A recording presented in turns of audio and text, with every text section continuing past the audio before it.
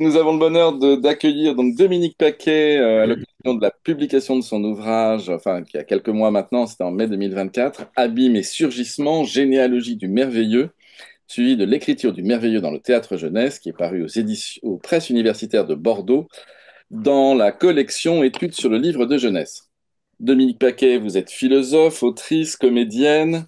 Vous avez une trentaine de pièces éditées, un certain nombre d'éditions théâtrales comme Les escargots vont au ciel, je ne sais pas si on le voit à peu près, comme Flou dans ce recueil, qui est donc nouvelle Mythologie de la jeunesse, ou encore à l'École des loisirs comme La consolation de Sophie, mais aussi chez Lanzmann comme Passage et hasard. Tout un tas de publications en théâtre jeunesse. Vous êtes aussi l'autrice de plusieurs essais philosophiques, en particulier autour de la beauté, Miroir, mon beau miroir, une histoire de la beauté, chez Gallimard en 97, ou encore La dimension olfactive dans le théâtre contemporain, chez l'Harmattan en 2005. Vous êtes vice-présidente des EAT, écrivaine et écrivain associé du théâtre, et déléguée générale aussi des EAT d'ailleurs. Et par ailleurs, vous êtes une ancienne membre du conseil d'administration de l'ANRAT, et nous sommes très heureux donc de vous accueillir. Donc on revient sur cet ouvrage. Comme le titre l'indique, l'ouvrage est divisé en deux grandes parties.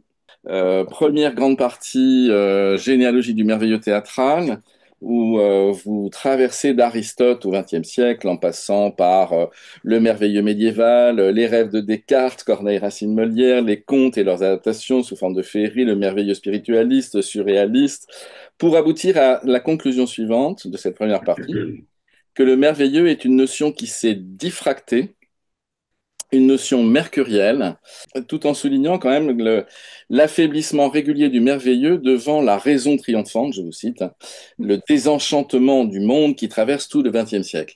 Donc avant d'aborder ce qui sera le cœur de cette rencontre, c'est-à-dire la deuxième partie, de revenir un petit peu sur cette traversée historique que vous faites de cette notion de merveilleux, à partir d'Aristote, mais peut-être en allant quand même assez vite vers la dernière période.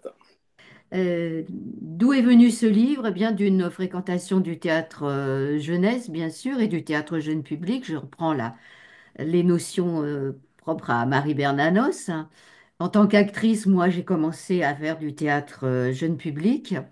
Et ensuite, j'ai commencé à écrire et à adapter Alice au pays des merveilles. Donc, j'étais quand même dédiée au merveilleux. Et je trouvais que ce merveilleux avait subi avec Brecht et le théâtre post-68 art, des métamorphoses que j'avais envie d'interroger. Et puis, il a fallu la sollicitation des presses universitaires de Bordeaux pour écrire un article sur le merveilleux pour déclencher cette envie. Mais comme je suis docteur en philosophie, j'avais l'intention de partir évidemment de notre père à tous, Aristote, qui parle du merveilleux dans sa poétique et qu'il analyse dans les fables simples, dans les fables complexes qu'on pourrait associer dans notre monde contemporain aux séries. Le merveilleux n'existe pas.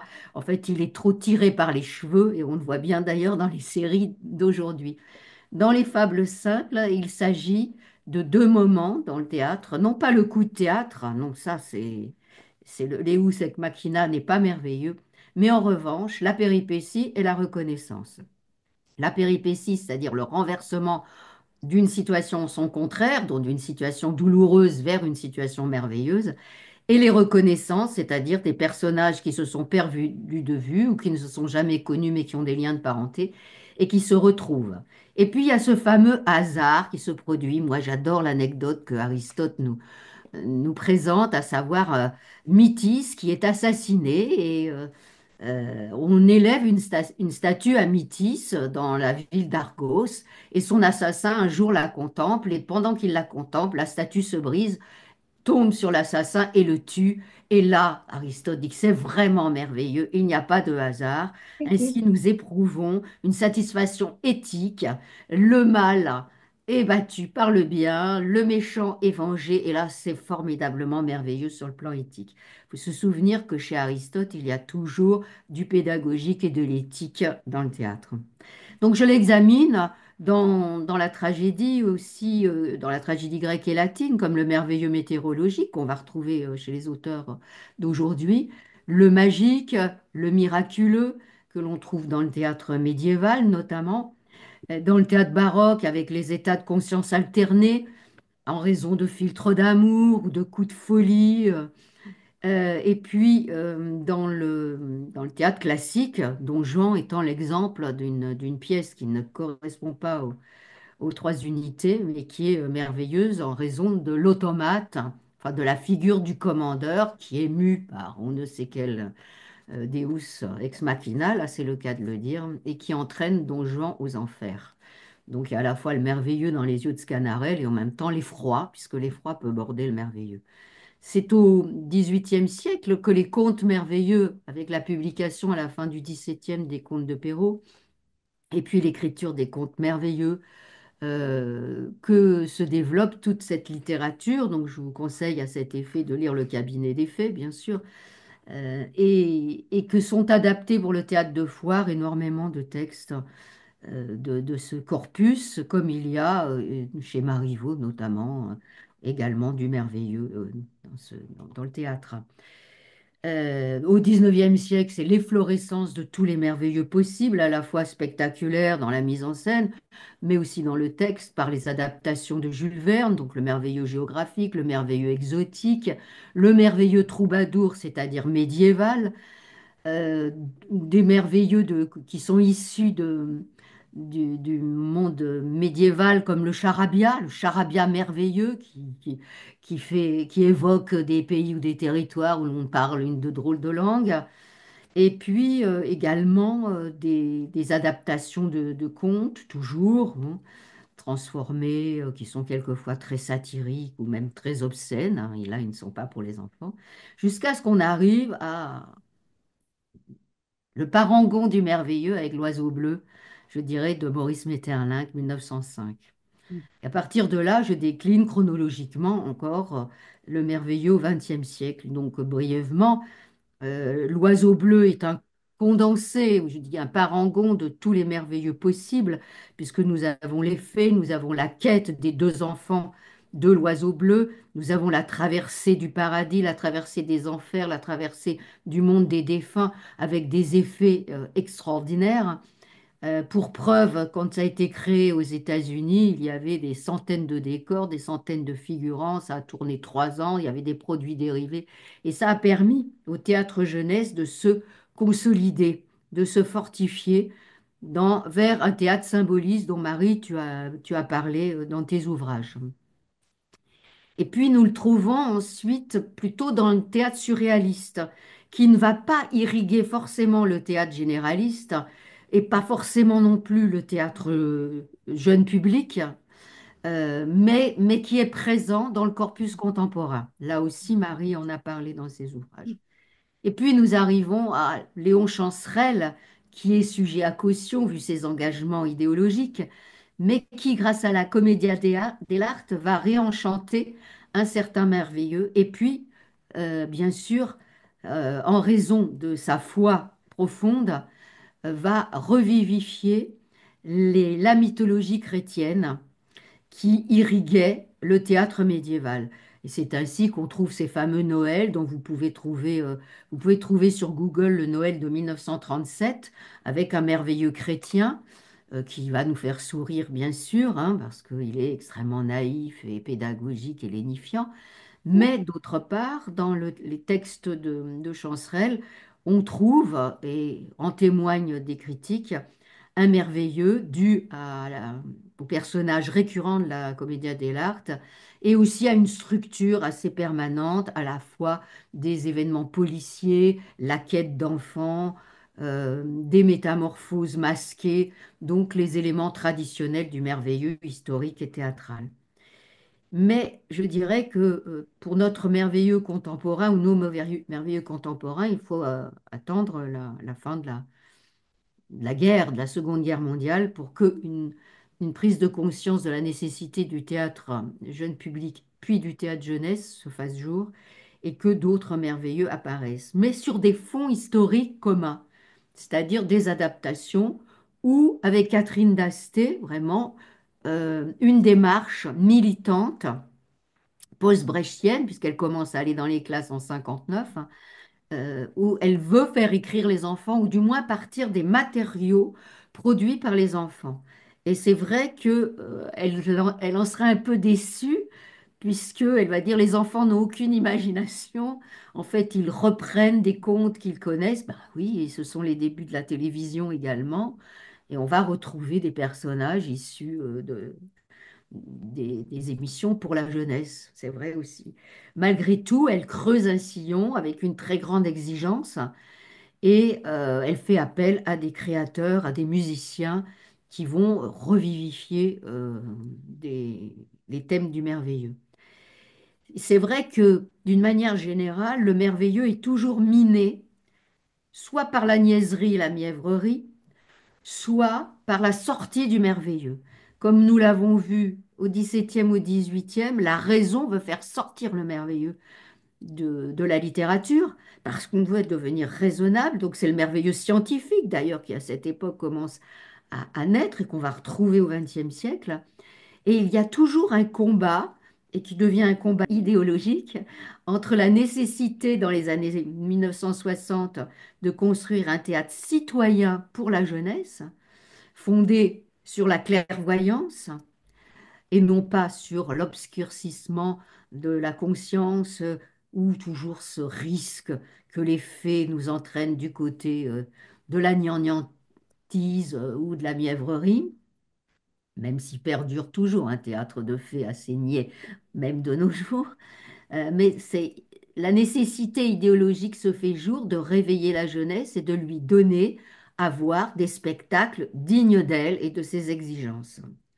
C'est la raison pour laquelle, à partir des années 70, on trouve un corpus français et un corpus belge exigeants, même s'il y a des facilités du côté peut-être des arlequins, des clowns, mais il y a aussi des exigences poétiques, des exigences linguistiques, avec toujours ce travail sur le charabia ou les langues inventées, ce que j'ai appelé le merveilleux onomastique, merveilleux des noms, une exigence circassienne et marionnettique aussi qui se fait jour, avec des textes qui sont écrits, hélas difficilement trouvables, puisque ce sont des brochures qui existent dans les compagnies ou qui ont été perdues d'ailleurs, ou qu'on n'arrive pas forcément à retrouver.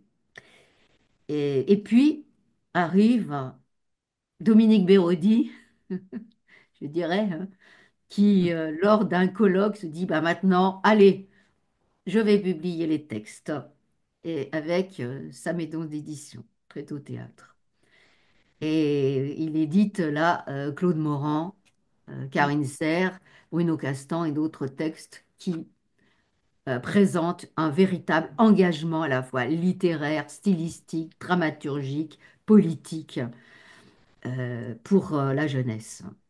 Et c'est à partir de là que je choisis de manière peut-être un peu péremptoire, je ne sais pas, je choisis un corpus français pour la seconde partie, alors que j'aurais très bien pu inclure des auteurs et des autrices francophones. Je fais le choix franco-français, peut-être parce que je n'ai pas assez de temps devant moi pour approfondir. Et dans la seconde partie, Écrire et s'émerveiller, j'aborde les écritures de Bruno Castan, Catherine Anne, là je vais énumérer, Olivier Pi, il y a un vertige merveilleux de la liste, alors je l'assume. Liliane Atlan, Françoise Pillet, Joël Joanneau, Roland Scheun, Philippe Aufort, Sylvain Levet, Emmanuel Darlet, Philippe Dorin, Gérald Chevrolet, Claudine Galéa, Nathalie Papin, Catherine Verlaguet, Lise Martin, qui nous fait l'amitié d'être là, Sabine Tamizier, Philippe Gauthier, Luc Tartare, Dominique Richard, Wajdi Mouawad, Joseph Danan, Françoise Duchâtel, Laurent Contamin et Karine Serre.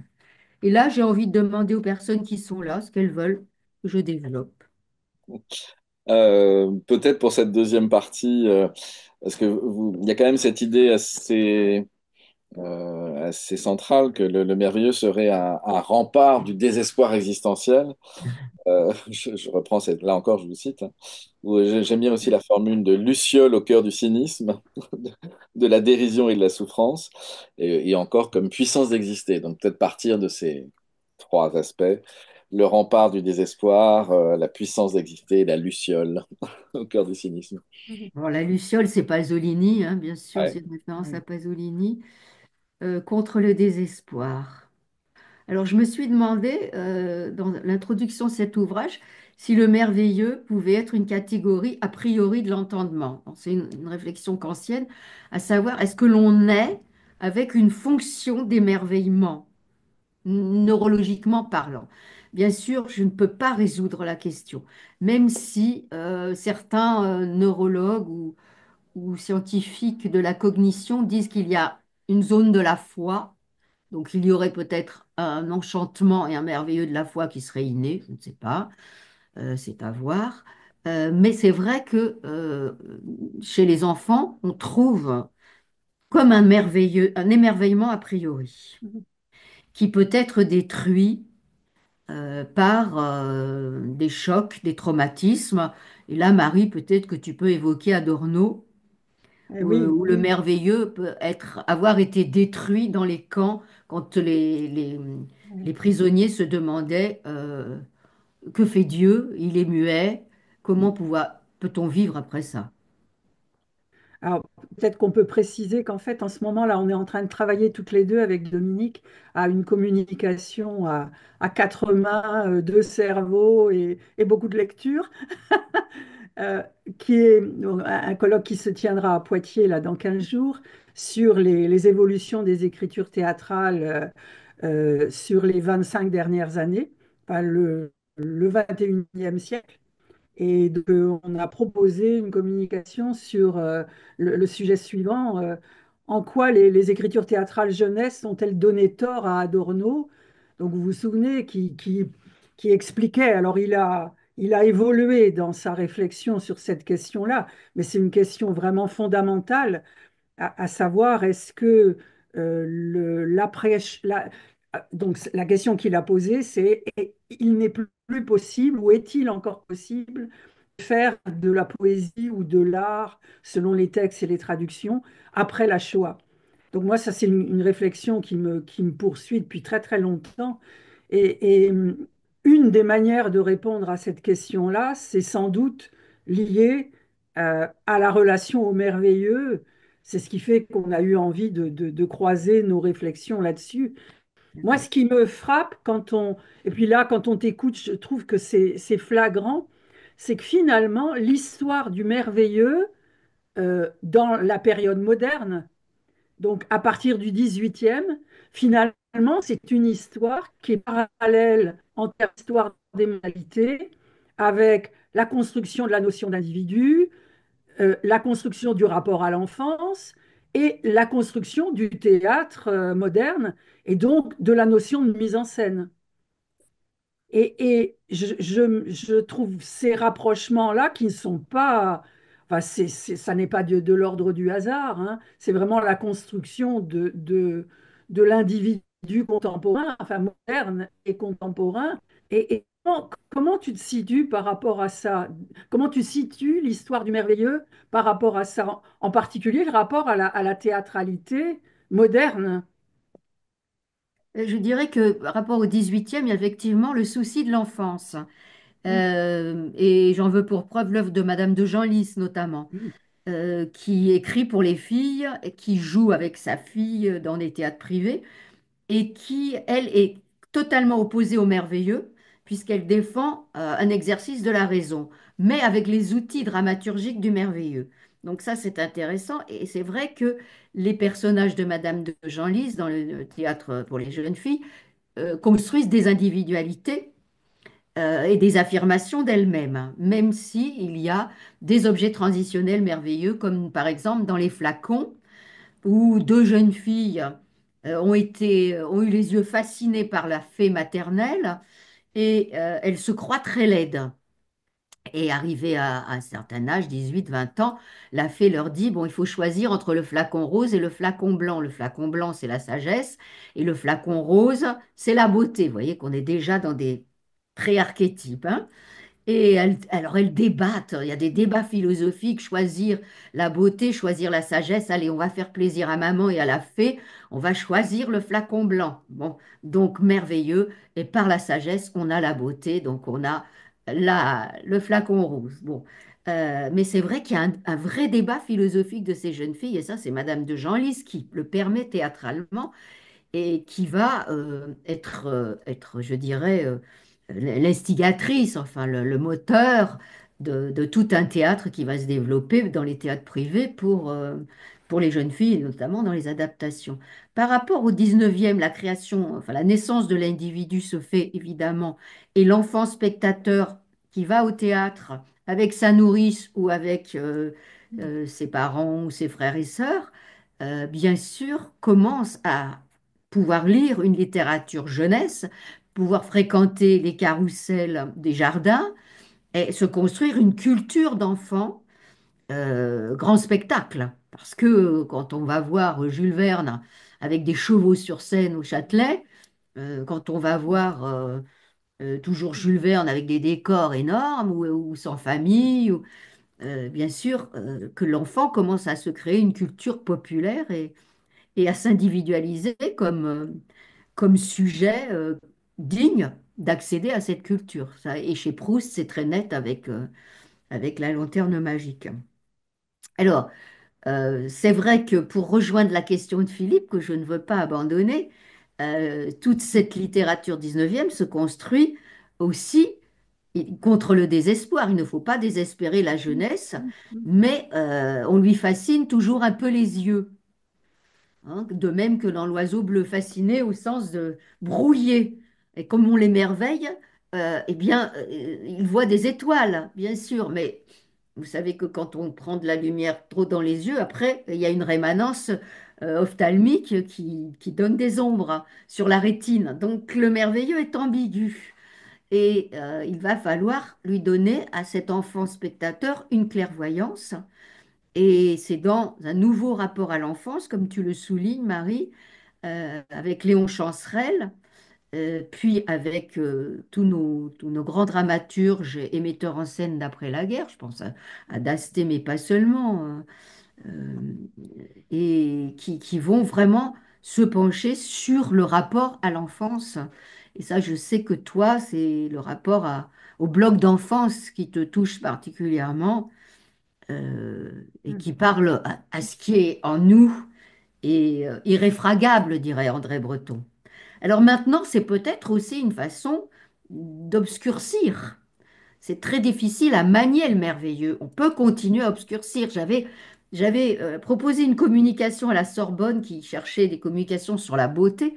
J'avais proposé une communication très impertinente en montrant qu'il y avait dans la beauté contemporaine, la persistance du modèle aristocratique de la blondeur des contes merveilleux que l'on trouve chez Walt Disney. C'est une persistance de la noblesse chez Walt Disney. Ce sont des jeunes femmes blondes avec des longs cheveux, des perles, des oiseaux, des cages, des plumes, hein, avec des robes qui ondulent. On voit bien quand Cendrillon descend de la tour, ça ondule. Voilà, c'est cette fascination qui est issue des contes merveilleux de la jeunesse et qui irrigue la beauté contemporaine, y compris chez les bimbos.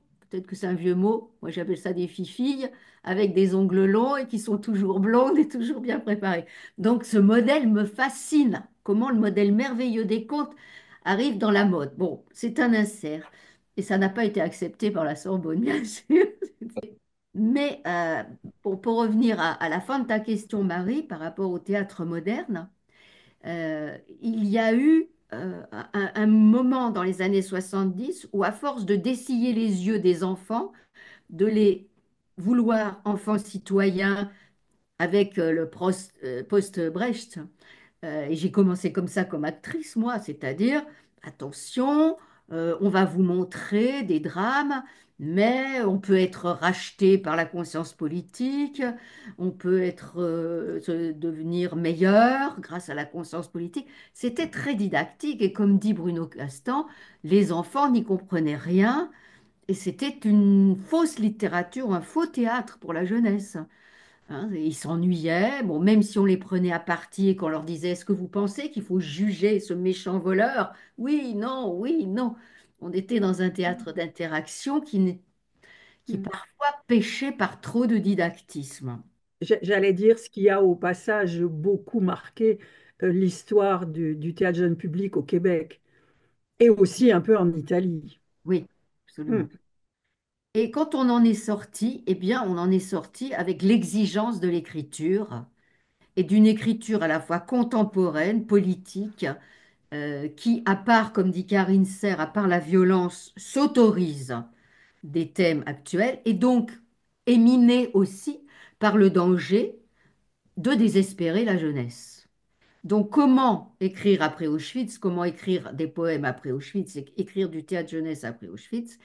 Eh bien, en réfléchissant à des nouveaux merveilleux qui vont permettre des péripéties, des transformations à leur contraire, avec une catharsis par la métaphore, par le détour, par le détournement, enfin, ce sont des synonymes, et qui permettront à l'enfant spectateur de ne pas être victime d'effets de réel et de pleurer. Parce que là, la question est toujours d'actualité.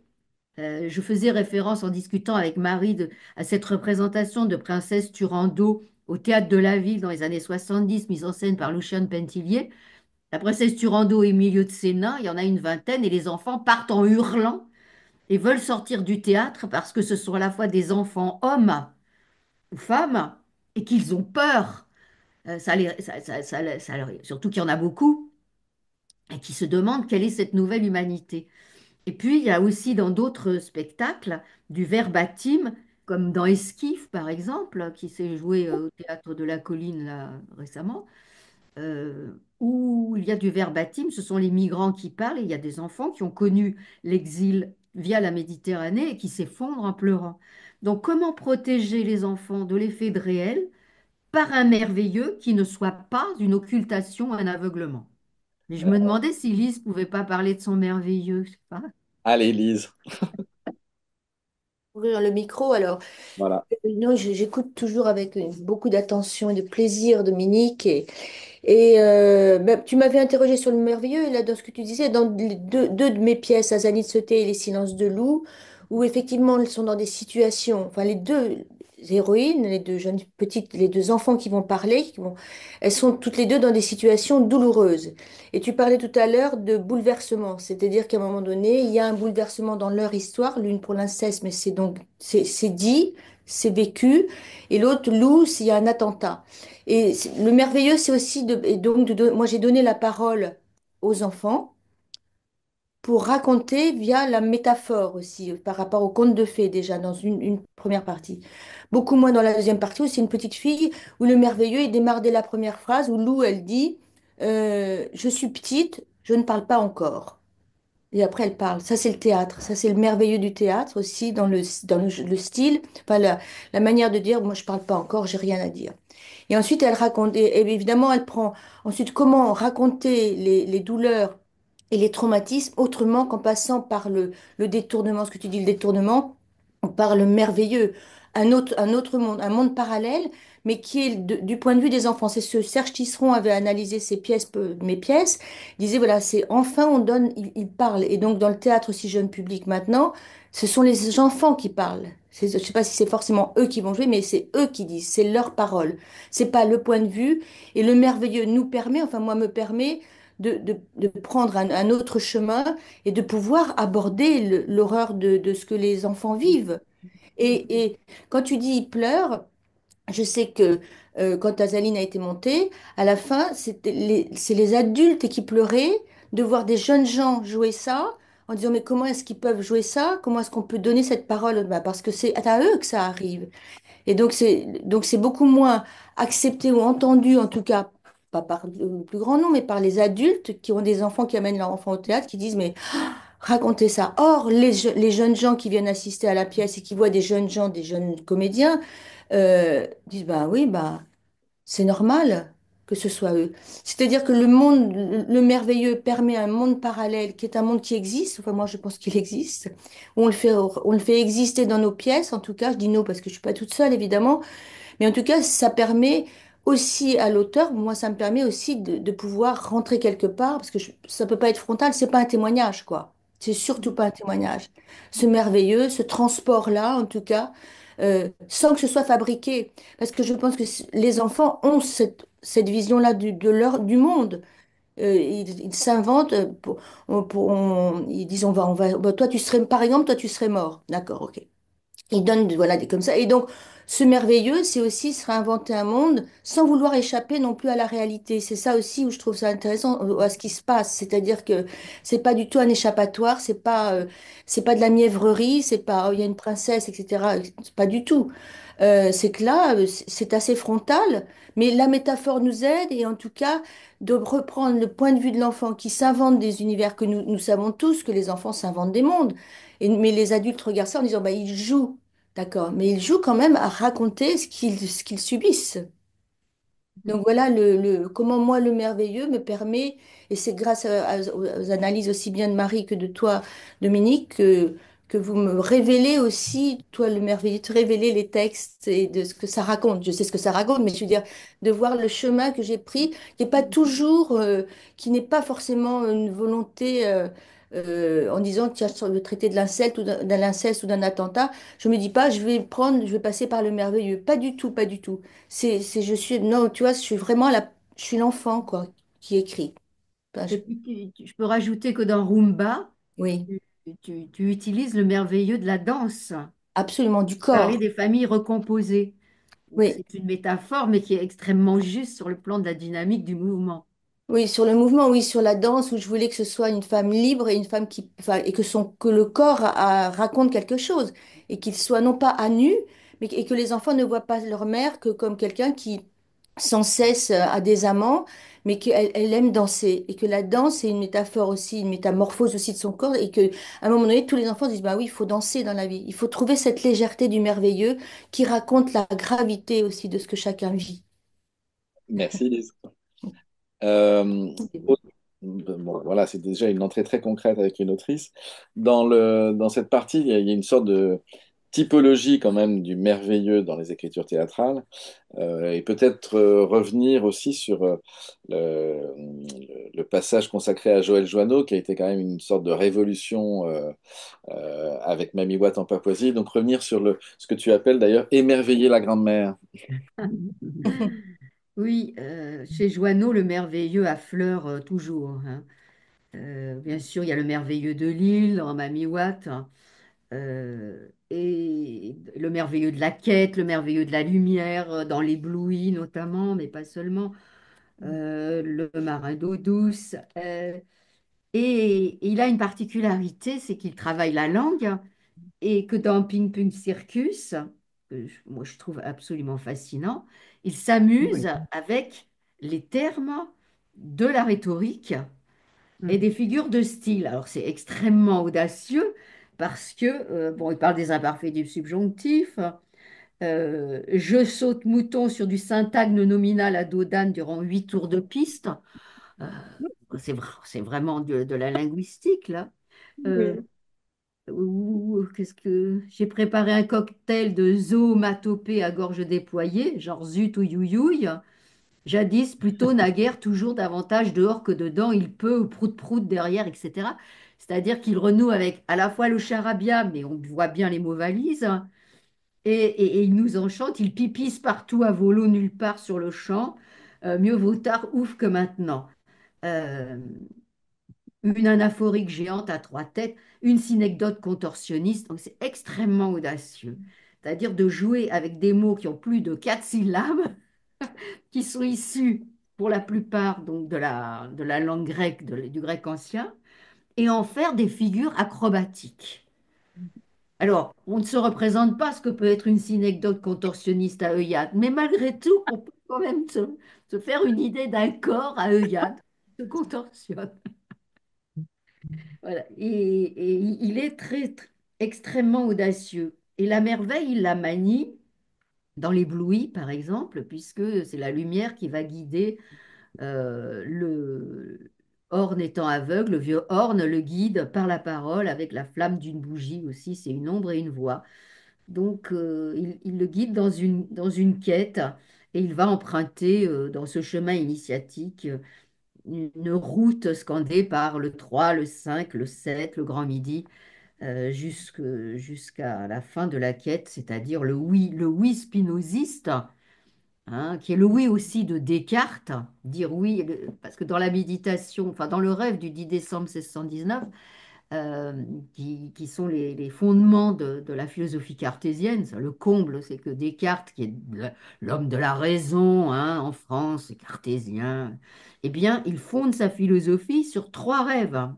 Il n'est pas très surréaliste. Et dans ces rêves, il trouve un recueil de poésie d'Ozone, qui est un poète gallo-romain bordelais. Quel chemin suivrai-je dans la vie? Et Ozone dit oui, oui à la vie, un oui nietzschéen, un oui spinoziste. Il faut accepter ce qui arrive et c'est ce oui qui permet de continuer à s'émerveiller. C'est dire oui à ce qui arrive. Alors parfois c'est extrêmement douloureux. Et comme dit Einstein, si nos yeux sont aveugles au merveilleux, nous n'avons plus qu'à mourir. Alors certains, comme les dandys, arrivent à dire non aux merveilleux, mais comme ils deviennent des merveilleux eux-mêmes, eh bien c'est une façon de s'éclairer, de s'auto-éclairer, d'éclairer les autres, avec beaucoup de narcissisme, hein, néanmoins. Pour rester un peu dans une thématique commune, partir sur l'œuvre de Nathalie Papin, parce que Oui. et en partie, enfin, tu reprends une citation de Nathalie Papin pour dire que le théâtre est le contraire du conte, et pour autant le merveilleux distille son œuvre, enfin, apparaît très régulièrement dans son œuvre. Donc le cas de Nathalie Papin, où justement on a souvent des histoires qui sont pour le moins douloureuses parfois, et donc voilà comment le merveilleux apparaît dans cette œuvre-là. Ah, chez Nathalie, il est en filigrane, même si ses histoires sont, en tout cas au début, puisqu'il y a des revirements, des reconnaissances tragiques. Dans Debout, c'est très net avec la quête des mères. Ah Il oui. y a même une mère veille, Merveille, mais oui. qui n'est pas la complétude de la mère. Mm. C'est une partie de la mère, puisque Oui, c'est la mère des mères oui, oui. qui va rassembler toutes les mères. Dans Mange-moi aussi, la quête est plus horizontale, alors que celle de Debout était verticale, permet d'ouvrir une quête d'apaisement, comme dans Yoletam Gay. Mais comme elle dit, d'en faire du feu avec du bois mouillé, le conte apprivoise, le théâtre libère la sauvagerie. Et dans la sauvagerie, il y a du merveilleux. Il y avait du merveilleux exotique quand c'est une sauvagerie policée, mais dans la sauvagerie, il y a un appétit de vivre, parce que la sauvagerie, ce n'est pas la mise à mort, hein. La sauvagerie, c'est la joie de la puissance d'exister, au milieu d'une nature ensauvagée, par exemple, ou pas forcément, ça peut être dans la jungle et des villes. Mais dans cette sauvagerie, il y a une joie puissante, une joie qui fait danser, comme la rumba de Lise, une joie qui fait bondir dans l'eau, dont le corps exulte, s'exhausse aussi dans la danse et dans la sauvagerie. Dans le pays de rien, le merveilleux revient par une fente du réel, c'est-à-dire on ouvre un pan de l'air, et puis hop, c'est un interstice, et rentrent les enfants qui veulent se reposer leurs rêves. Et puis, c'est d'abord le bleu qui gagne, et là, c'est absolument merveilleux. C'est-à-dire, dans énormément de textes, c'est le bleu qui gagne. Et chez Michel Pastoureau, le bleu est la couleur qui est la plus ouverte. On pourrait penser que le bleu est un peu triste, un peu froid, mais non, c'est celle qui permet toutes les couleurs. Et l'introduction du merveilleux va souvent passer par le bleu du ciel, le bleu des autres pays qui essaient de gagner le pays de rien et de les réenchanter. Voilà, j'ai trouvé du bleu qui commençait à s'envoler, dit le roi, manquerait plus que ça, que du bleu revienne sur nos têtes, c'est ce qu'il y a de plus difficile à contrôler, le bleu. Donc le merveilleux doit être bleu, vraisemblablement. On le trouve aussi dans l'appel du pont, le merveilleux, bien sûr, dans l'habitant de l'escalier, avec cette quête de marche en marche, et des états de conscience alternés, proches du baroque, avec la morsure de l'âne, où Paco est entre la vie et la mort, dans l'hésitation de la vie ou de la mort. Et Nathalie parle de cette puissance d'exister chez Spinoza. Hein. Elle évoque un texte, enfin, euh, un ouvrage que tu as co-dirigé, Marie, avec Sandrine Leport, entre théâtre et jeunesse, forme esthétique d'un engagement. Nathalie Papin nous dit que, elle fait un théâtre en forme de balançoire à bascule. C'est tout à fait la péripétie, Ouais, quoi. ouais. Une très belle image. Le renversement, Mm, comme la statue de Métis qui bascule sur mm, son meurtrier. Voilà. Elle utilise aussi des allégories, beaucoup d'allégories, puisqu'elle travaille sur les archétypes, hein, elle ne s'en cache pas. Et aussi sur les aphorismes, c'est-à-dire que là, on a un merveilleux aphoristique et gnomique.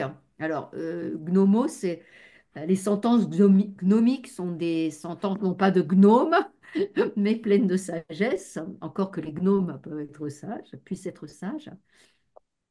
Et donc, elle crée dans les aphorismes des chemins de tension, puisque l'aphorisme est mystérieux.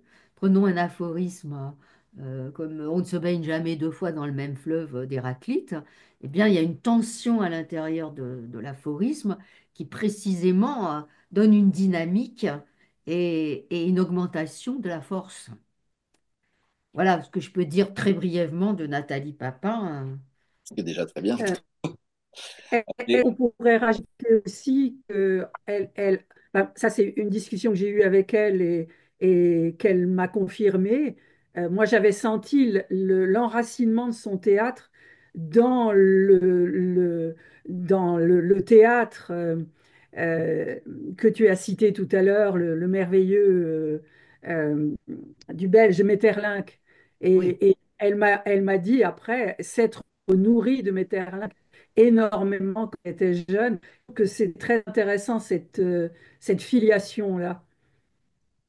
Oui, oui, bien sûr, parce que c'est un théâtre symboliste Mm, et qui s'autorise les allégories, les symboles et mm, qui n'en a pas peur, même si parfois, notamment dans l'Oiseau bleu, c'est une effervescence, mais dans d'autres textes euh, plus adultes, bon, il y a toujours en filigrane ce merveilleux qui advient, même dans la perte.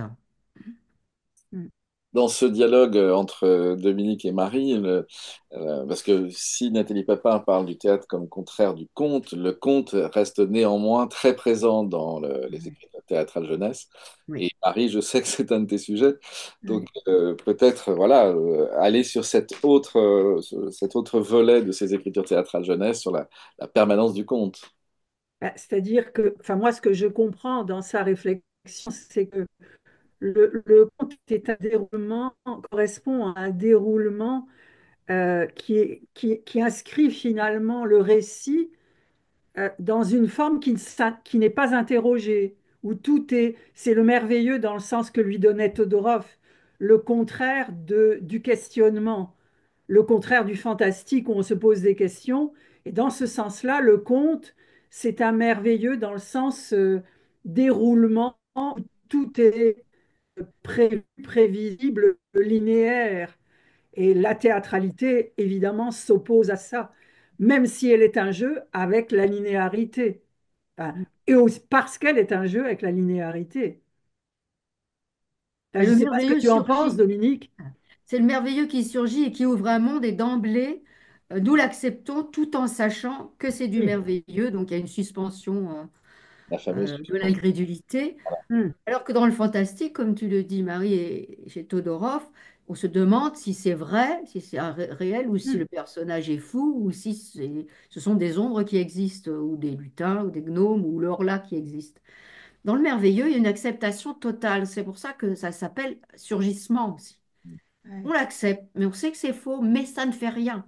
Ça advient à la conscience d'une autre façon et ça permet d'accepter des métamorphoses de l'effroi.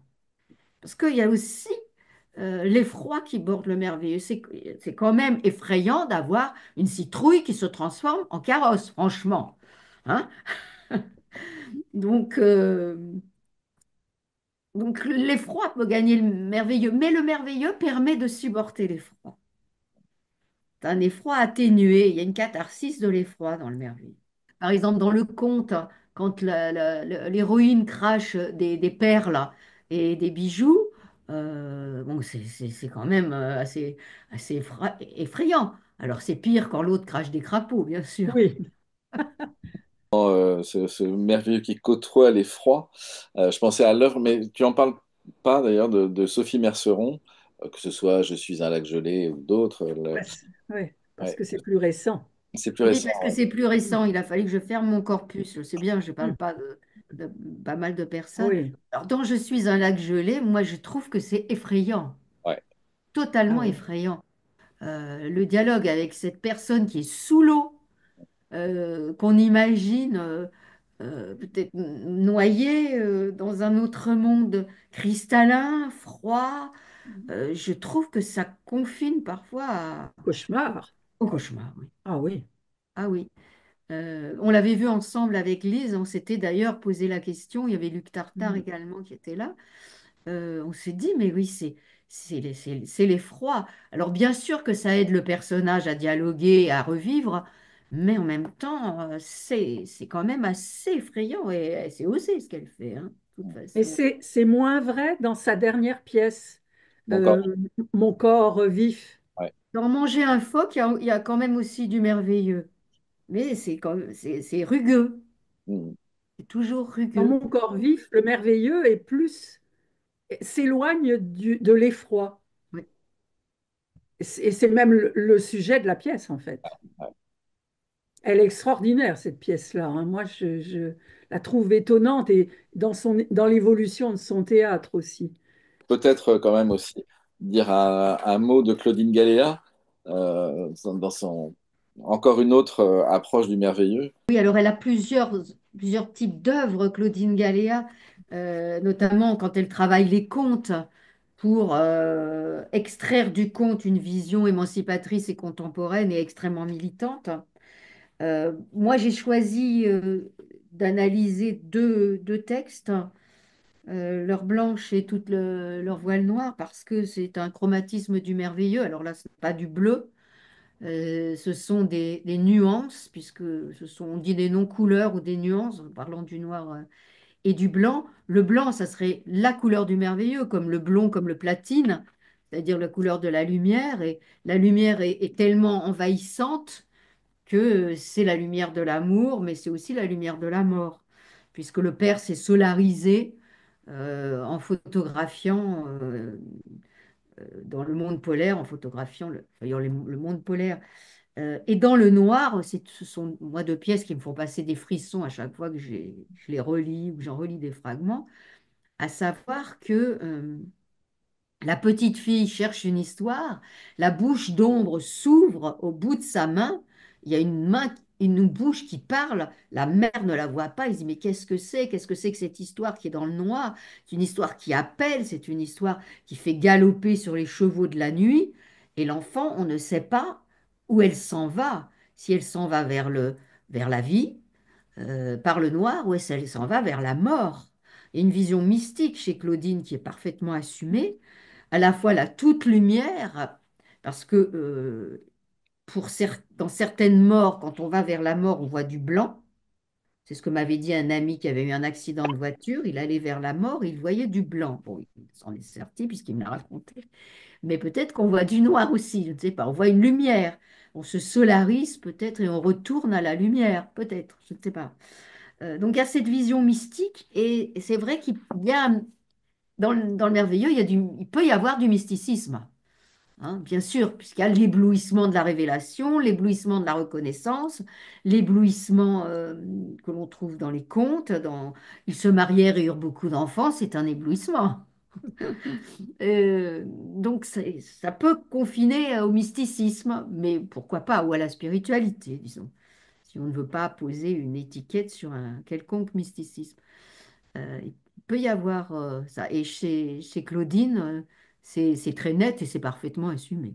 Continuons cette traversée des écritures contemporaines jeunesse avec Philippe Dorin, parce que Philippe Dorin, le titre que tu donnes au passage que tu consacres à Philippe Dorin, c'est Gifler la merveille. Parce que là encore, d'ailleurs, tu soulignes le fait qu'il reprend la structure, c'est dans lequel, je sais plus lequel, il reprend la structure du conte, justement. Oui, oui. Ah, ouais, c'est dans Ouais. s'en défend, mais Oui. oui, parce que bon, il y a plusieurs étapes aussi dans l'œuvre de Dorin, dont Villa et Slingmonde. Il y a une quête, évidemment. Le titre, d'ailleurs, est tellement mystérieux et merveilleux que c'est tout un programme. Et puis, dans l'onomastie de ces personnages, Rivage Monde, Terre Monde, Étoile Monde, Caresse Monde, Iris Monde, dans ces mots valises, ces noms valises, on trouve la lumière. Dans Abeille, habillez-moi de vous, là aussi, on dirait même que c'est un merveilleux médiéval, Mm. troubadour, comme on dirait au XIXe siècle, l'épée, le galop, le château, le roi, tous ces romans de chevalerie qui ont irrigué notre enfance, hein, je ne sais pas s'ils irriguent les enfances contemporaines, le balcon de Roméo et Juliette, le baiser final, même si Dorin n'est pas dupe, parce que le French kiss, bon, c'est typiquement français, mais c'est quand même la finale de Disney en général, hein. Euh, dans... Ce n'est pas le baiser du prince qui réveille Blanche-Neige, hein. Bon, ça c'est un final de Disney. Donc il a beaucoup d'ironie et presque on pourrait dire, il est à la limite du cynisme. Sur un petit nuage dans un concert de flûte, d'anges et de louanges, avec sa pointe de rouge vient le baiser. On se dit, là, il est quand même culotté d'être cynique dans un texte jeunesse. On le trouve encore dans Ils se marièrent et eurent beaucoup. D'ailleurs, là, l'interruption, hein, ils eurent beaucoup, eurent beaucoup. En attendant le petit poussé, là aussi, il y a une quête merveilleuse et c'est l'auteur qui attend les deux enfants merveilleux qui vont lui donner une histoire parce qu'il est à sec. Alors, il est toujours, et c'est ce qui nous avait opposé quand j'ai rencontré Philippe Dorin, ça a commencé par une lutte rhétorique entre nous et qui était assez violente parce que il était assez dru. Il sortait d'un de mes spectacles et il était assez dru. Mais on a discuté et finalement, nous sommes chacun, chacune dans notre œuvre. Nous pouvons être proches et en tout cas nous entendre. Fait que nous ne sommes pas fâchés, ce que je trouve merveilleux, parce qu'on aurait pu se fâcher. Quand l'hiver, quatre chiens mordent mes pieds et mes mains, les personnages sont empêchés, mais les histoires les construisent malgré tout. Quand le dénuement est total, l'homme construit des chaises et des tables. Il construit un monde, ligne, assiette, nourriture. Quand on est abandonné, je ne vois plus que les bêtes pour nous ouvrir les bras. Bah oui, c'est formidable. On peut aller caresser euh, une sauterelle, parler à une libellule. Même caresser un hérisson, après tout, enfin, pas la partie qui pique, bien sûr. Et là, je vais peut-être rappeler un animal de Schopenhauer, un animal philosophique, qui est le porc-épic. Le porc-épic, il a froid, que fait-il? Il va se frotter à ses congénères, mais il se pique, donc c'est horrible. Et s'ils s'éloignent trop, ils ont trop froid. Donc, le moment merveilleux, c'est d'être ni trop près, ni trop loin.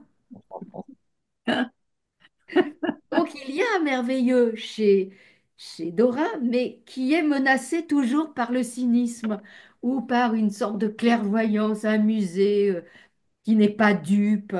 Mais je pense que il est à la lisière. Il ne peut pas toujours s'en empêcher, Philippe. Mais il est dru. La preuve, c'est qu'il a aussi arrêté d'écrire de manière radicale. Oui, mais je ne sais pas si le mot cynisme, quand même, n'est pas un petit peu excessif, parce qu'il y a quand même quelque chose de très fort chez lui, et qui n'est pas sans relation avec le merveilleux, c'est le jeu permanent Des qui entrées. sans cesse construit, déconstruit.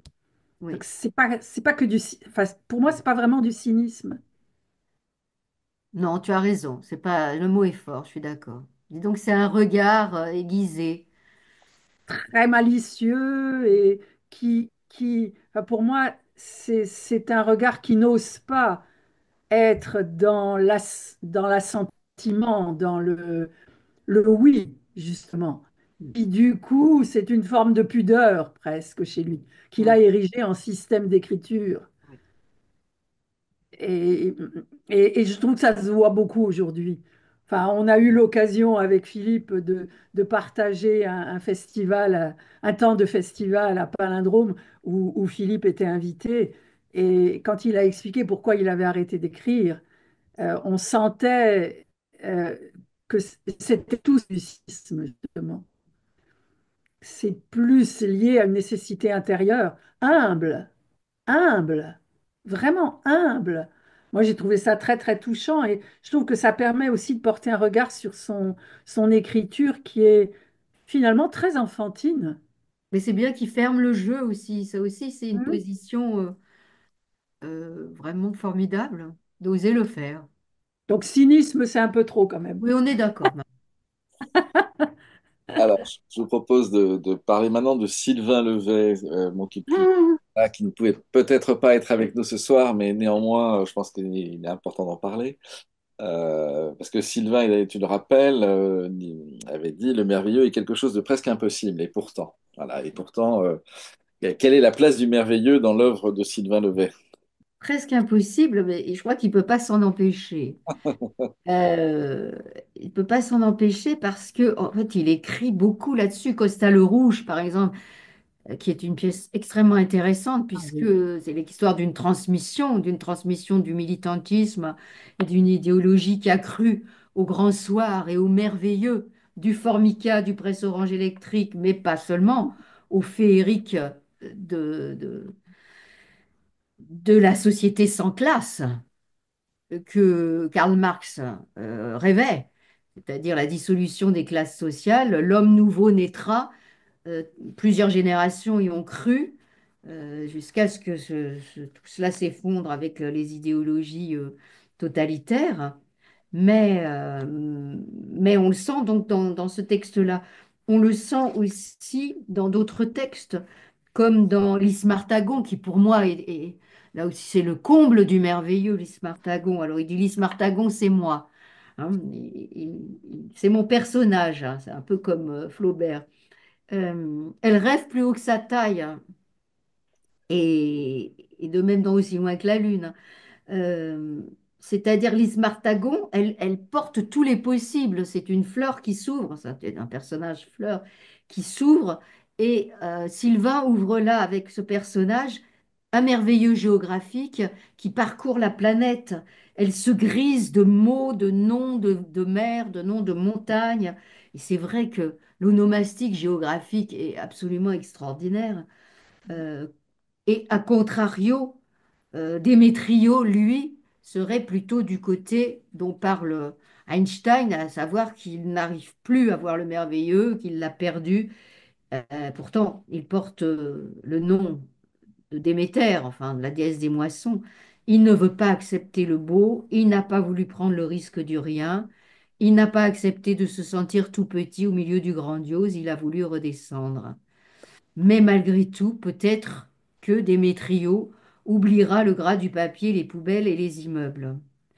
De même, il y a du merveilleux dans Aussi loin que la lune quand les migrants s'inventent et rêvent une autre puissance d'exister. On le voit aussi dans ses effets de listage. Hein, c'est Sandrine Leport qui parle des effets de listage que souffle la liste sur son passage. Euh, c'est vrai que dans l'évocation et même l'incantation de la liste, hein, que l'on trouve chez Sylvain, donc là d'une manière stylistique, il y a une mélopée du merveilleux qui s'énonce, qui nous berce et qui nous fait infiniment du bien. Mer de corail, océan Pacifique Nord, mer des Sargasses, mer de Wendel, mont maudit. Euh, voilà, donc il côtoie, et il crée plusieurs merveilleux, Sylvain, des merveilleux de la langue, et aussi il invente des langues, enfin, l'amour qui naît, même si ta respiration me gêne, dit-il, parce que Mhm. c'est vrai, il peut gêner, mais il est très très proche du merveilleux, même si c'est impossible, il ne peut pas s'en empêcher. J'ai envie de réagir à ce que tu dis, Dominique, parce qu'il se trouve que j'ai vu récemment, Geneviève aussi d'ailleurs, sa mise en scène de sa propre pièce, Wasmok. Oui. Je trouve très intéressant d'analyser le travail qu'il a fait à l'eau de ce que tu développes concernant son théâtre, parce que je trouve que c'est une façon de percevoir ce qui fonde son écriture par la manière dont il met en scène sa pièce. Et c'est vraiment ce que tu viens de formuler, quoi. Et dans le merveilleux aussi des outils du théâtre, Oui, ça rejoint ça. Et c'est jouissif, hein. oui, oui. Juste par rapport à Alice Martagon, puis je suis d'accord avec toi, Marie, sur ce que vient de dire, puisqu'on avait vu ensemble la pièce Wasmog, sa mise en scène. Et par rapport à Alice Martagon, moi, je dirais aussi la possibilité, la capacité de Sylvain, qui s'il se refuse le merveilleux, euh, est dans le merveilleux. C'est-à-dire que quand il se promène, et puisque cette pièce a été écrite à la Villeneuve de Grenoble, Mm. quand il se promène, il a cette capacité, eh bien, à le recevoir et à le transmettre Ah oui. à sa façon, dans son écriture, mais tout se dégage aussi eh bien, de ses ressentis, de ses émotions, de ses expériences. Et c'est assez, enfin, pour moi, c'est assez, effectivement, bon, sans vouloir jouer avec les mots, mais merveilleux de se dire que dans la vie, on a, comme auteur aussi, cette capacité à être dans cette écoute-là. Voilà. Et c'est pour revenir un peu aussi sur ce que tu disais, Dominique, au début, sur aussi ce théâtre de la réalité, ce théâtre pédagogique, etc. Enfin, tout le début où en fait on a occulté cette capacité à attraper la vie et à simplement à lui donner des leçons et à dire la vie c'est comme ça. Et là, je trouve c'est exactement le contraire. On est dans un agrandissement en permanence. On est effectivement pour Sylvain sur élargir le monde. Voilà. Mais le Oui. monde jusqu'à cette dimension-là. Voilà. Bon, entre autres, hein, parce que je pourrais revenir sur Nathalie, enfin bref, bien sûr. Mais merci à vous voilà, nous emporter ce soir aussi. Ben, moi, ça me donne une question, Dominique. Comment tu situes le merveilleux par rapport à la notion d'humanisme? Ah ouh! Mais c'est quand même une vraie belle question, hein. Je peux expliquer pourquoi, d'où me vient cette question. Quand j'ai soutenu mon HDR, j'ai revendiqué le fait que les écritures jeunesse, plus que le reste du théâtre, assumaient l'héritage philosophique et civilisationnel de l'humanisme. Et une des membres du jury a réagi en souriant, en me disant, mais vous avez quand même un peu d'audace à utiliser ce mot humanisme qui a été considéré par certains comme un gros mot, comme un mot d'un idéalisme béat. Et aujourd'hui, est-ce qu'on n'est pas en train de redécouvrir la nécessité des valeurs historiques que porte le mot humanisme? Qu'est-ce que tu en dis de ça? Mais l'idéalisme n'est pas un défaut, c'est y persévérer peut-être. Ben Moi, oui. je me reconnais dans ce que tu dis, Marie, il y a un humanisme dans le théâtre jeunesse, et il est nécessaire parce que si on choisit le transhumanisme, là, le danger guette. C'est-à-dire que on n'a plus besoin de naître, on n'a plus besoin de mourir, on est éternel, on est machiné, on est branché à de la technologie et C'est d'ailleurs le sujet d'une pièce de Nathalie Papin. oui, on est lié à la machine, hein, on est dans un dialogue autarcique avec la machine, avec l'IA éventuellement d'ailleurs, ou autre. Ben, on en parle déjà depuis les années 85 avec la postmodernité de Jean-François Lyotard. Les grands récits disparaissent et maintenant on est lié à la machine et on travaille avec la machine et puis l'humain, bon, on n'en a plus besoin puisqu'on est transhumain. Non, moi je pense que les valeurs humanistes perdurent dans le théâtre jeunesse et qu'on doit les avoir présentes à l'esprit parce que sinon les leurs, d'autres leurs vont advenir, notamment le leurre de l'immortalité. Si on configure l'esprit des enfants à la croyance dans l'immortalité, ce que veulent nous faire croire des penseurs du transhumanisme ou même la Silicon Valley, c'est extrêmement dangereux. Et ça réveille aussi toutes les questions relatives à la fiction contemporaine aux fictions, à la post-vérité. Et donc, pour moi, les valeurs humanistes ne sont pas mortes. Alors, il y a dans l'humanisme conquérant du XVIIIe siècle et du XIXe et du XXe, évidemment, des idéologies délétères, à savoir que c'est l'humanisme occidental, Mm. au prix de la destruction des cultures et des humains. Ah, mais c'est ça que voulait dire. Humanisme-là Ah, qu'il y a à combattre. mm. Mais C'est en ce que voulait dire revanche, Primo la Levi. question de l'humanisme doit continuer à être interrogée d'ailleurs, hein, on ne va pas s'en tenir aux vieilles définitions, mais elle doit être revivifiée, oui. Ah, moi, j'aimerais bien qu'on revienne sur, Euh, c'est le propos que tu as tenu sur Sylvain Levet. Là, tu finis l'ouvrage en disant: Le merveilleux ne serait-il pas la projection poétique sur notre psychisme des multivers possibles et infinis de la physique quantique? Oui, je finis avec Karine Serre, qui, elle, défend un merveilleux quantique, Ouais. pas Kant, hein, pas Oui, Emmanuel, oui, oui. même si, quand même, il y a du merveilleux chez Emmanuel Kant, hein. La voûte étoilée au-dessus de moi, la loi morale en moi, c'est quand même, dans l'humanisme, là, hein, on touche le sommet de l'humanisme. Mais c'est cette idée que ces écrivaines et écrivains, finalement, peut-être disposent de cette capacité à atteindre ces mondes parallèles. Ah, mais les enfants ont la capacité de l'atteindre. Je sors d'un atelier philosophique, là, tout à l'heure, qui était Le monde est si grand et moi si petit, comment ne pas avoir peur? Je peux dire que nous avons évoqué le merveilleux cosmique, le merveilleux des autres mondes, le merveilleux de l'imaginaire, comment dans un conflit se projeter immédiatement dans un monde imaginaire et que eux, ils ont le merveilleux, comme disait Élise, à portée de main. Sauf ceux qui sont déjà dans des conflits d'adultes et de territoire et de surpuissance et qui risquent, on le voit dans leurs yeux. D'ailleurs, quand on voit des reportages sur les pays en guerre, on voit que les yeux des enfants sont éteints et on peut se demander s'ils vont se réouvrir et se rallumer, si on va voir de nouveau la flamme du merveilleux. Je le souhaite, hein, mais ça sera peut-être difficile pour certains d'ailleurs. Alors oui, le merveilleux ne serait-il pas la projection poétique sur notre psychisme des multivers possibles et infinis de la physique quantique? Oui, c'est la réciprocité. Nous projetons des univers et puis des univers, d'autres univers se projettent en nous. Parce qu'en ce moment-là, nous sommes en train de faire un- un zoom sur le merveilleux, mais peut-être qu'en même temps, nous sommes ailleurs, hein, Mhm. dans d'autres univers, il existe d'autres mondes.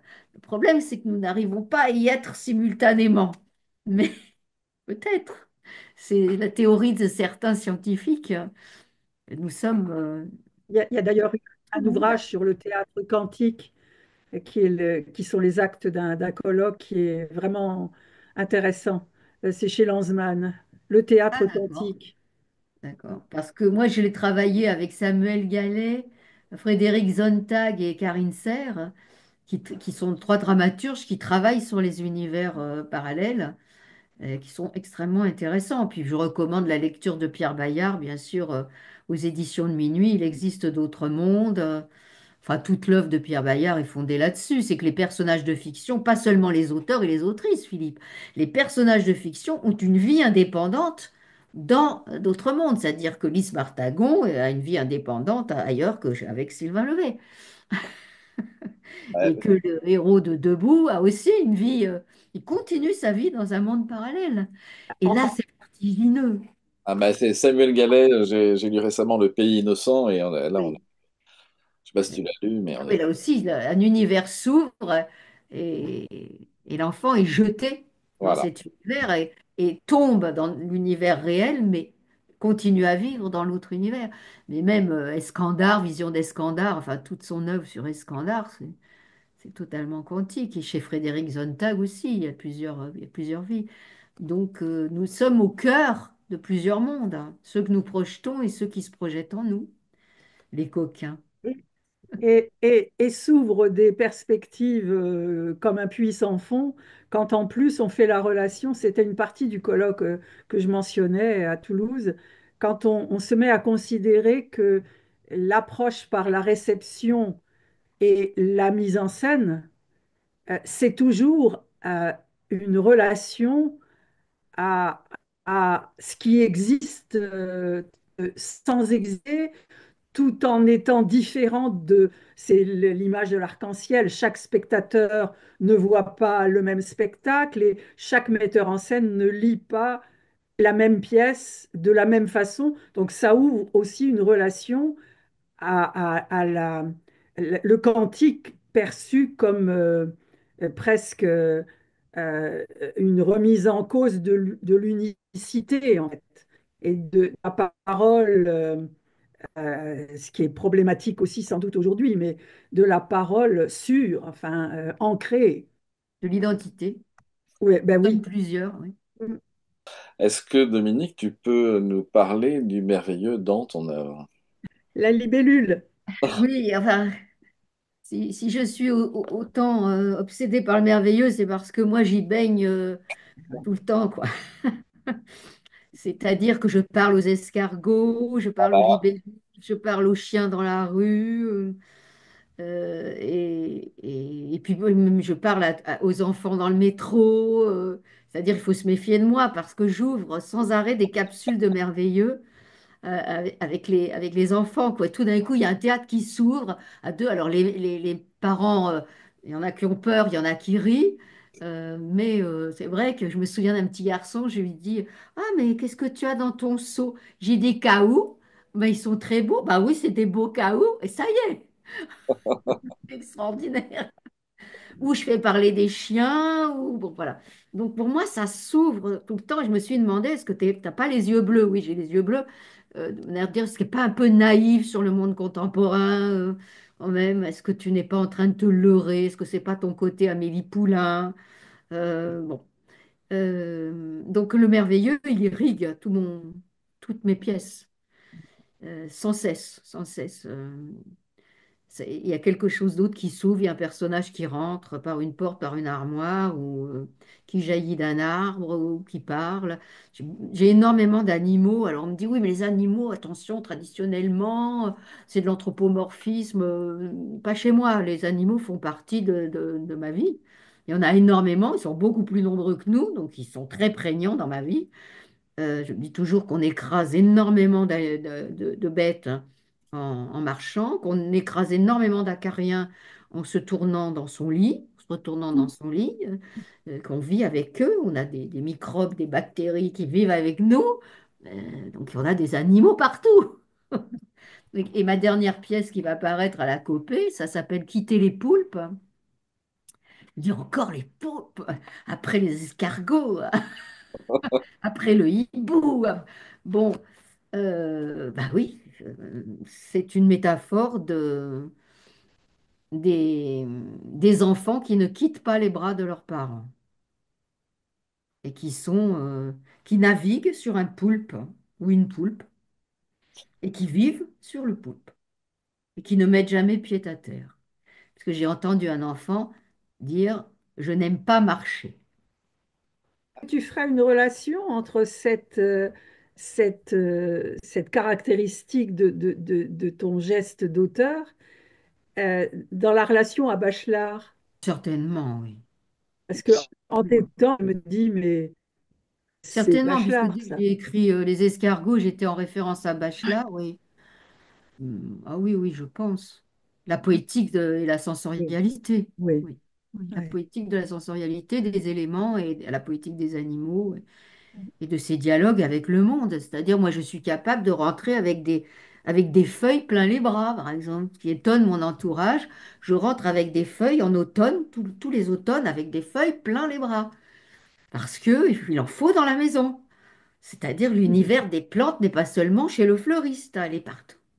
Alors, je ne rentre pas avec des animaux, quoique, vraisemblablement avec mes acariens, mais, mais oui, les mondes s'interpénètrent, il n'y a pas de séparation entre soi et le monde. Nous sommes aussi avec les plantes, avec les animaux, avec les microbes, avec les bactéries, avec les étoiles. Nous sommes faits d'azote, d'oxygène. d'hydrogène. Il n'y a pas de différence, quoi. Comme dit Merleau-Ponty, il y a une continuité entre moi et le monde. Nous sommes liés par des cercles concentriques. Le dedans devient le dehors et ce sont des anneaux de Möbius. Ces anneaux en 8 qui n'ont ni devant ni derrière. Voilà, on va prendre cette parole en guise de conclusion. Merci. Que nous allions retrouver chacun nos acariens, nos acariennes et autres animaux et autres étoiles, parce que la nuit est belle.